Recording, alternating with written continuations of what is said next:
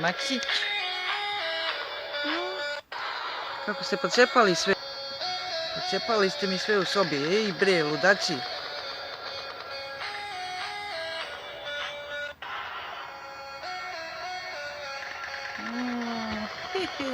Kako te mala zezde, bravo Mićo, bravo.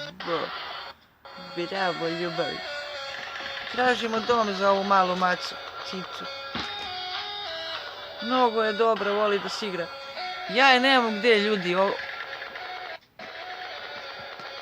ovde su mi celu sobu, znači uništili, pocepali hotelje, sve živo. A inače ovde su sobi u koje odlažemo stvari, znači